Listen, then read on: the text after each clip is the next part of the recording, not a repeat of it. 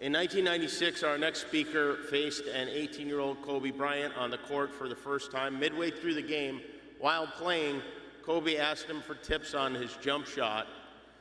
Kobe scored 33 points that game against his boyhood idol.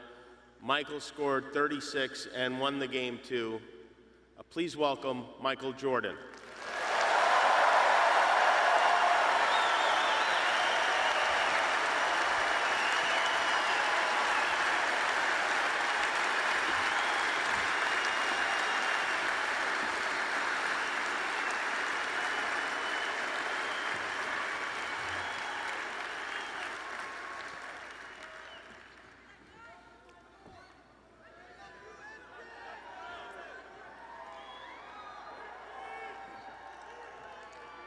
I would say good morning, but it's afternoon. I'm grateful to Vanessa and the Bryant family for the opportunity to speak today. I'm grateful to be here to honor Gigi and celebrate the gift that Kobe gave us all. What he accomplished as a basketball player, as a businessman, and a storyteller, and as a father. In the game of basketball, in life, as a parent, Kobe left nothing in the tank. He left it all on the floor.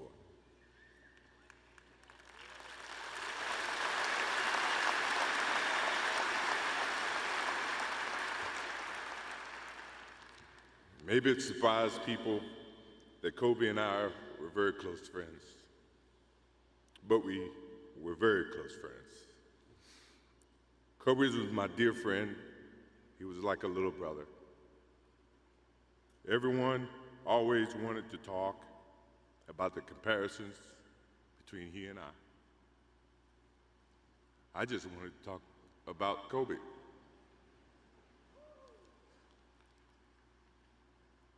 You know, all of us have brothers and sisters, little brothers, little sisters who, for whatever reason, always tend to get in your stuff, your closet, your shoes, everything. It was a nuisance, if I can say that word. But that nuisance turned into love over a period of time, just because the admiration that they had for you as big brothers or big sisters. The questions, the wanting to know every little detail about life that they were about to embark on. He used to call me, text me, 11:30, 2:30, 3 o'clock in the morning, talking about post-up moves, footwork, and sometimes the triangle. At first, it was an aggravation.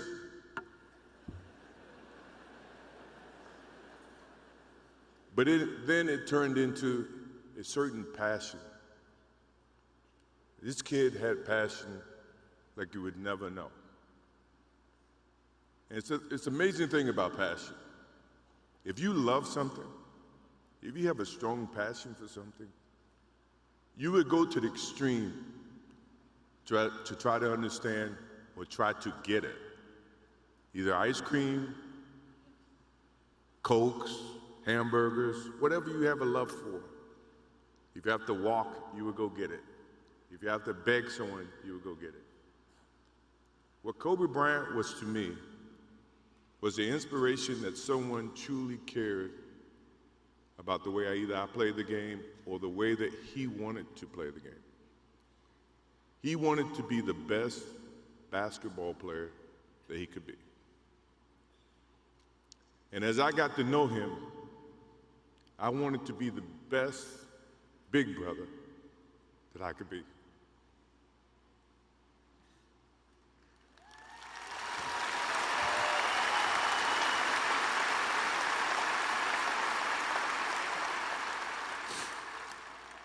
To do that, you have to put up with the aggravation, the late night calls, or the dumb questions. I took great pride as I got to know Kobe Bryant that he was just trying to be a better person, a better basketball player. We talked about business. We talked about family. We talked about everything. And he was just trying to be a better person.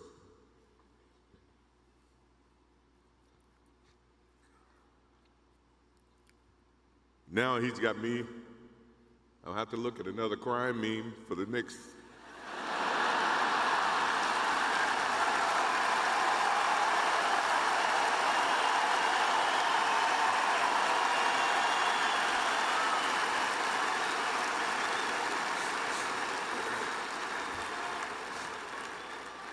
I told my wife I wasn't going to do this because I didn't want to see that for the next 3 or 4 years.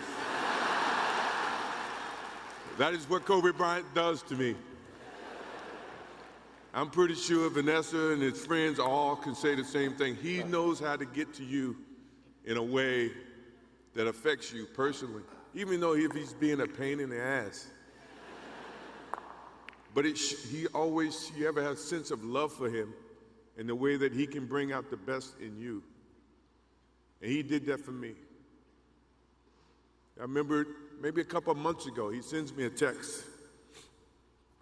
And he's saying, I'm trying to teach my daughter some moves. And I don't know what I was thinking or what I was working on. But what were you thinking about when you were as you were growing up, trying to work on your moves? I said, what age? He says, 12. I said, at 12, I was trying to play baseball. He sends me a text back saying, laughing my ass off. And this was at 2 o'clock in the morning. But the thing about him was we could talk about anything that related to basketball, but we can talk about anything that related to life.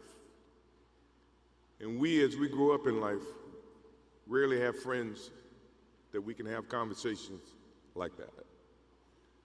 Well, it's even rare when you can grow up against adversaries and have conversations like that. I went and saw Phil Jackson in 1999 or maybe 2000. I don't know when Phil was here in LA. And I walk in and Kobe's sitting there. And the first thing, I'm in a suit. First thing Kobe said, did you bring your shoes?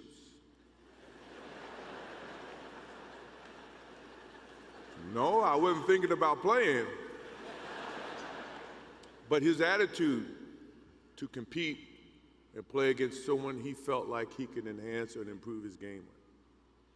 To me, that's what I loved about the kid. Absolutely loved about the kid. No matter where he saw me, it was a challenge. And I admired him because his passion, you rarely see someone who's looking and trying to improve each and every day, not just in sports, but as a parent, as a husband. I am inspired by what he's done and what he shared with Vanessa and what he's shared with his kids. I have a daughter who's 30 who became a grandparent. And I have 2 twins. I have twins at 6.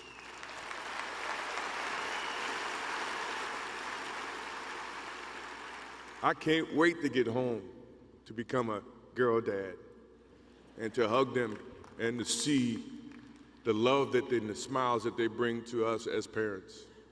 He taught me that just by looking at this tonight, looking at how he responded and reacted with the people that he actually loved. These are the things that we will continue to learn from Kobe Bryant. To Vanessa, Natalia, Bianca, Capri, my wife and I will keep you close in our hearts and our prayers. We will always be here for you, always. I also want to offer our condolences and support to all the families affected by this enormous tragedy. Kobe gave every last ounce of himself to whatever he was doing. After basketball, he showed a creative side to himself that I didn't think any of us knew he had. In retirement, he seemed so happy. He found new passions, and he continued to give back as a coach in his community. More importantly, he was an amazing dad, amazing husband, who dedicated himself to his family and who loved his daughters with all his heart. Kobe never left anything on the court. And I think that's what he would want for us to do. No one knows how much time we have.